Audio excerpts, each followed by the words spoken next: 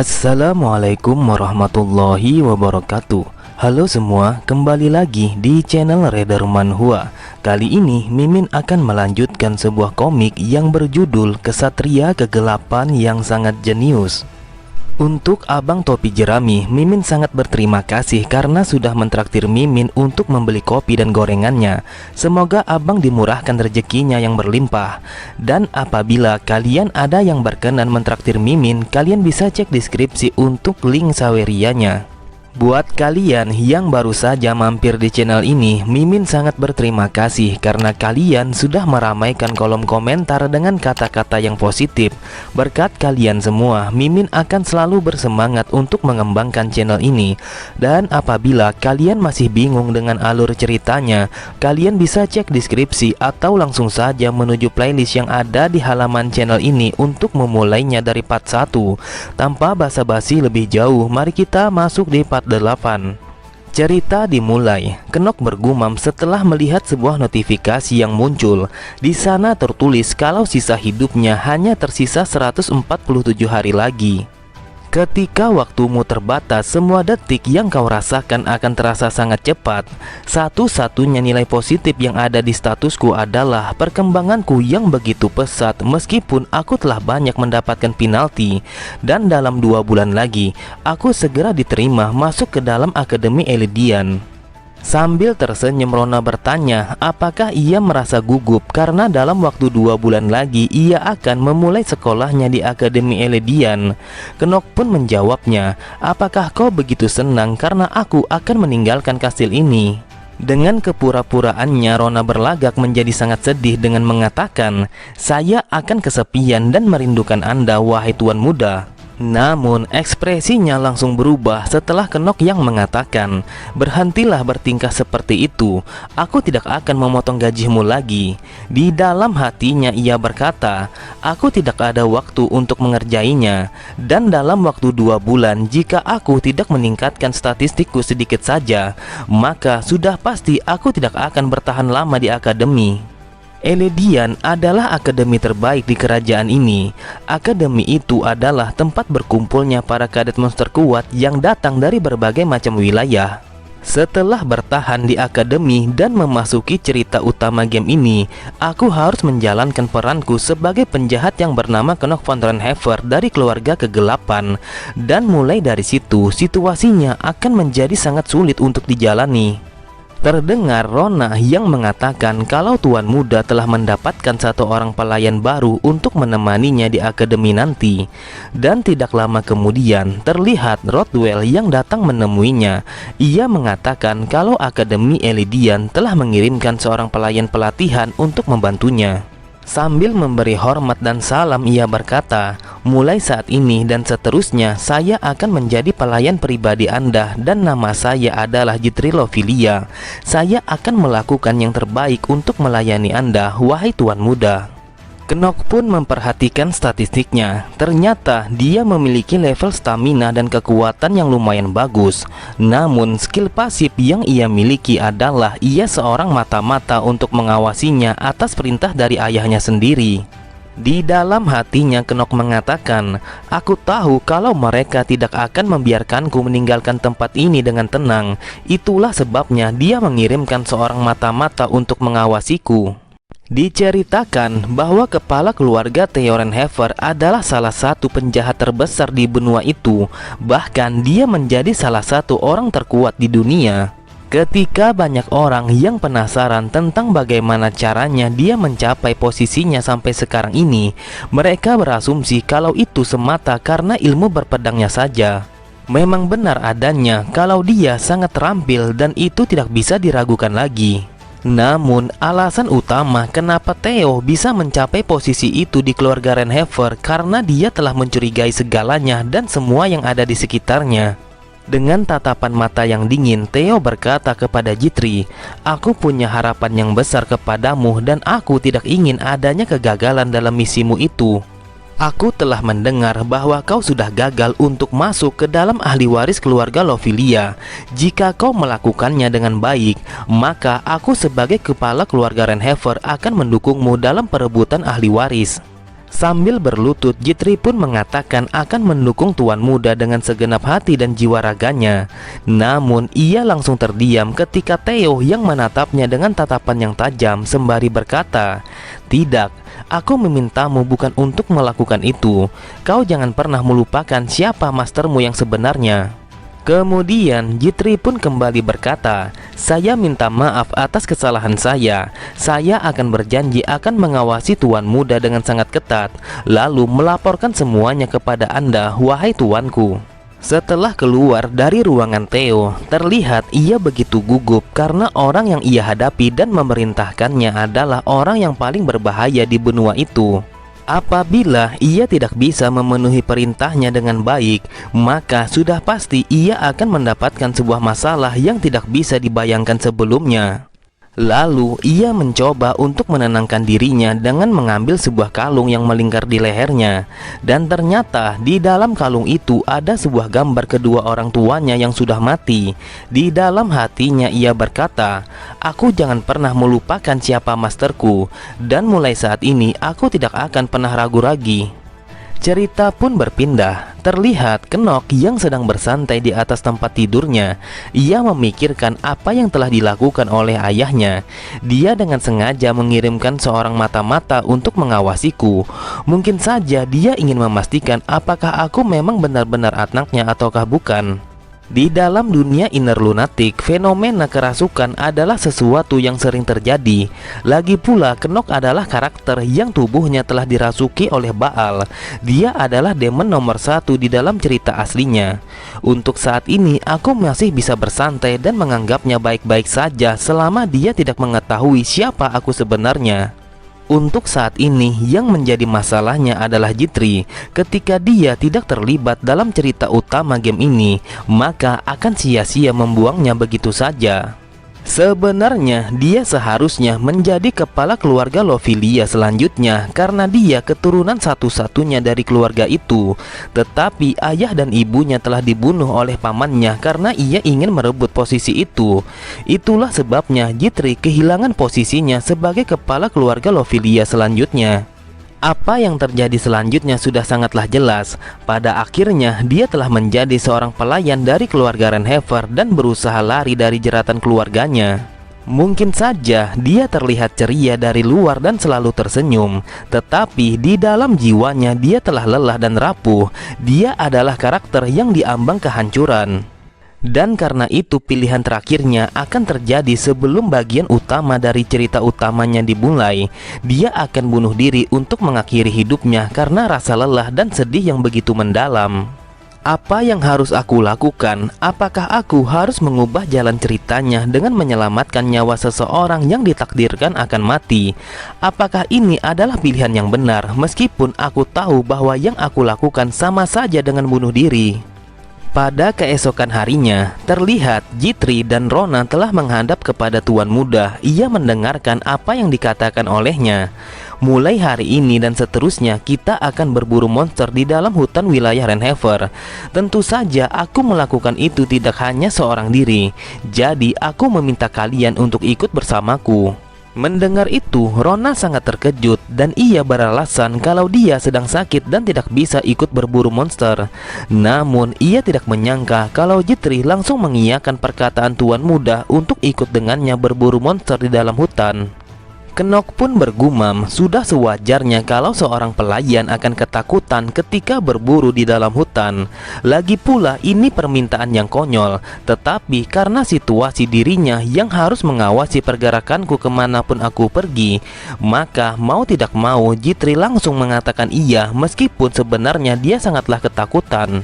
Sambil tertawa, Knock berkata, "Rona, aku tahu bahwa kau sudah menggunakan semua izinmu. Jadi untuk saat ini apapun alasannya kau tidak diizinkan untuk membolos lagi. Apakah kau lupa kalau aku orang yang tidak berguna? Jika kau tidak menuruti perintahku, sudah pasti aku akan mengurangi gajimu, mungkin saja setengah dari gaji per tahunmu." Karena mendapatkan ancaman itu, mau tidak mau ia harus mengikuti perintah Tuan Muda, meskipun di dalam hatinya ia sangatlah kesal. Kemudian Jitri bertanya, "Wahai Tuan Muda, bolehkah saya memberitahu kepada Tuan Rothwell bahwa Anda akan pergi untuk berburu?" Mendengar itu, Knock berpikir, benar yang ia katakan, prioritas utamaku adalah untuk meningkatkan masa hidupku karena aku telah bebas pergi kemana saja. Di sisi yang lain, terlihat Theo yang mengawasi putra bungsunya yang telah pergi bersama kedua pelayannya untuk berburu monster di dalam hutan terlarang. Beberapa hari kemudian, karena Knock telah berhasil menaklukkan hutan terlarang itu beberapa bulan yang lalu, maka hutan anak kecil itu sekarang telah menjadi seperti hutan biasa pada umumnya. Terlihat Knock yang bertarung melawan beberapa ekor monster serigala. Namun dengan mudahnya Knock mampu membunuh serigala itu hanya dengan satu kali tebasan saja. Dan setelah berhasil membunuhnya, terlihat sebuah notifikasi kembali muncul. Di sana tertulis kalau dia telah mendapatkan sedikit daya hidup dari monster serigala. Oleh sebab itu, ia telah mendapatkan 2 jam kehidupan. Kemudian ia memeriksa ke semua penjuru wilayah hutan itu untuk memastikan apakah ia telah membunuh semua serigala di area itu. Dan karena aku telah mendapatkan 2 jam kehidupan dalam perburuan, mungkin saja perburuan ini terbilang cukup berhasil. Lalu terdengar Jitri yang menawarkan sebotol air kepada Tuan Muda. Karena sudah 1 jam berlalu, dia tidak terlihat beristirahat walaupun hanya sejenak. Knock masih memikirkan tentang tambahan waktu yang ia dapatkan. Karena aku tidak mengaktifkan skill menghentikan waktu, maka aku membutuhkan waktu yang lama untuk berburu. Itu berarti aku hanya mendapatkan daya hidup sebanyak 1 jam saja. Aku tahu bahwa perhitungannya tidak akan seimbang, tapi ini sungguh keterlaluan. Aku tidak bisa membunuh monster itu di setiap jamnya. Namun kekhawatiran terbesarku adalah jumlah mereka yang terbatas.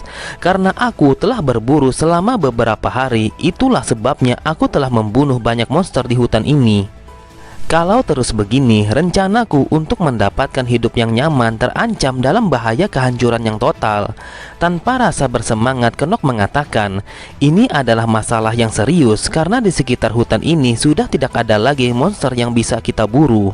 Mendengar perkataan Tuan Muda, Jitri pun mengatakan, saya tidak menyangka jika Anda mengatakan kalau tidak ada monster itu adalah sebuah masalah. Jika orang lain yang mendengar itu, saya yakin mereka akan berpikir kalau Anda adalah orang yang aneh. Knock pun tidak menanggapinya, akan tetapi ia mengajak mereka berdua untuk kembali ke rumah.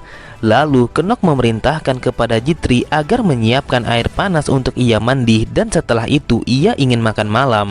Sambil tersenyum, Jitri pun mengatakan kalau ia akan melaksanakan semua yang diminta oleh Tuan Muda dengan senang hati. Akan tetapi karena ia tidak ingin perhatian Tuan Muda hanya tertuju kepada Jitri, Rona pun berteriak kalau dia akan menyiapkan dan membersihkan ruang Tuan Muda di saat itu juga. Setelah mengatakan itu, Rona pun langsung pergi meninggalkan mereka berdua dengan penuh semangat dan percaya diri. Kemudian Knock berkata kepada Jitri, sekarang aku bertanya kepadamu, untuk saat ini siapa yang akan kau layani? Mendengar pertanyaan Tuan Muda, Jitri sangatlah terkejut. Ia sama sekali tidak bisa menjawab tentang pertanyaan itu. Ia berpikir kalau Tuan Muda masih tidak tahu bahwa ia adalah mata-mata yang diutus oleh ayahnya sendiri. Meski ia memiliki talenta yang bagus, tidak peduli sebagus dan sekuat apapun senjata itu, jika aku tidak bisa menggunakannya, maka aku tidak akan ragu untuk membuangnya. Melihat Jitri yang hanya terdiam tidak menjawabnya, Knock pun berkata, jadi inikah jawaban yang kau berikan? Sontak perkataannya itu membuat Jitri semakin terkejut karena ia merasa belum mengucapkan sepatah kata pun untuk menjawab pertanyaan itu. Aku tahu apa yang ingin kau katakan, tapi kau tidak usah khawatir. Aku tidak ada niatan untuk bertanya lebih jauh lagi. Aku sesungguhnya sangat berterima kasih kepadamu. Setidaknya kau tidak berbohong kepadaku. Aku tidak peduli siapa yang akan kau layani, tetapi aku hanya berpikir bahwa kau adalah salah satu dari pelayanku. Sambil berlalu meninggalkannya, Knock kembali berkata, jika kau memang perlu, kau boleh menggunakan aku. Hanya itu yang ingin aku katakan. Di dalam hatinya Kenok berkata, dibandingkan memiliki rasa saling percaya, bukankah jauh lebih baik kalau kita hanya memanfaatkan satu sama lain? Itulah hubungan yang sepantasnya aku jalani bersama Jitri. Beberapa saat kemudian, di saat mereka sedang beristirahat di dalam kamarnya, dengan santainya Rona berkata, "Bukankah tuan muda terlalu berlebihan?" Dengan wajah polosnya dia mengatakan, "Jika kau tidak mau lari bersamaku, aku merasa latihan ini ada yang kurang." Dia selalu saja mengatakan itu di setiap kami latihan. Bukankah itu sangat keterlaluan? Jitri hanya tertawa setelah mendengar ocehan Rona yang begitu kesal kepada tuan muda. Namun di dalam hatinya Jitri bergumam, ketika aku berada di keluarga Lovelia, aku sering mendengar rumor tentang tuan muda yang telah berubah. Aku pikir bahwa rumor itu hanyalah dibuat-buat saja karena sangat jarang ada seseorang yang bisa berubah sebanyak itu. Tetapi mereka mengatakan bahwa tuan muda telah mengalahkan saudara kembarnya dengan begitu mudah. Sebab itulah dia telah mendapatkan izin resmi untuk masuk ke dalam Akademi Elidian. Bahkan sekarang dia telah memperkuat posisinya di dalam keluarga Renhever, dan itu sangat berbeda dengan apa yang aku rasakan. Aku adalah orang yang terjatuh dan terpuruk meskipun aku menjadi penerus yang sah di keluarga Lovelia. Apa yang telah tuan muda katakan kepadaku? Ia mengatakan kalau aku boleh menggunakannya. Aku masih tidak mengerti dengan ucapannya itu. Tidak lama kemudian, sebuah rumor mulai menyebar di keluarga Renhever, dan ternyata rumor itu tentang Jitri yang telah dibuang oleh keluarganya sendiri. Dan atas rumor yang beredar itu, dia sudah tidak pantas lagi untuk menjadi pelayan dari keluarga Renhever. Ia pun membaca sebuah surat yang baru saja ia terima. Di sana tertulis, "Kau adalah seorang kepala keluarga yang gagal. Kau telah menjual keluargamu dan kau harus bertanggung jawab atas dosa-dosa itu. Oleh sebab itu, hakmu sebagai seorang keturunan langsung akan dicabut dengan paksa." Setelah membaca isi dari surat itu, terlihat ia menjadi sedih dan menangis karena ia tidak bisa mempertahankan keluarganya. Di dalam hatinya ia bergumam, "Sepertinya aku juga tidak bisa bertahan lebih lama lagi di dalam keluarga Renhever." Memang seharusnya seperti itu. Keluarga ini adalah salah satu keluarga yang terbaik dari 3 keluarga kegelapan. Meskipun aku hanya seorang pelayan yang bekerja untuk seseorang yang tidak berguna, tapi bagi orang biasa sepertiku yang telah kehilangan keluarganya, aku tidak pantas untuk melayaninya. Sudah pasti aku akan segera dipecat dari keluarga ini, dan aku akan mencoba untuk mencari keluarga yang baru. Kemudian Jitri pun berjalan menuju ke tempat para pelayan berkumpul. Meski ia begitu sedih, namun ia berusaha untuk menutupinya dengan senyuman yang merekah di wajahnya. Akan tetapi semua orang yang ada di sana menatapnya dengan tatapan yang berbeda. Ia pun berpikir kalau rumor tentang dirinya telah didengar oleh mereka, dan ia merasa sudah terbiasa dengan tatapan yang hina seperti itu. Tiba-tiba saja ia terkejut saat Rona yang datang langsung menyapanya. Ia mengatakan kalau dia telah mencarinya sejak dari tadi. Melihat itu, Jitri pun berpikir, apakah dia tidak tahu rumor tentang diriku yang telah menyebar? Atau apakah dia hanya berpura-pura tidak mengetahui tentang hal itu? Apakah dia memang berpikir kalau aku adalah temannya? Tapi apapun itu, dia telah melakukan hal yang bodoh untuk tetap bersamaku. Aku dan Rona, bahkan juga tuan muda, aku tahu kalau kami telah melakukan hal yang bodoh. Di sisi yang lain, terlihat Kenok yang sedang berduduk santai sambil membaca sebuah surat yang telah ia terima. Aku yakin bukan hanya Jitri, tetapi Theo juga pasti menerima surat itu. Semua kejahatan yang seolah-olah ayah Jitri lakukan, aku tahu semua itu hanyalah sebuah jebakan. Tetapi aku juga tahu kalau aku tidak akan bisa membantunya, karena tidak ada yang tahu efek butterfly apa yang akan terjadi ketika aku membantunya untuk tetap hidup. Oke semua, cukup sampai di sini dulu pembahasan alur cerita kita. Sampai jumpa di video selanjutnya. Wassalamualaikum warahmatullahi wabarakatuh.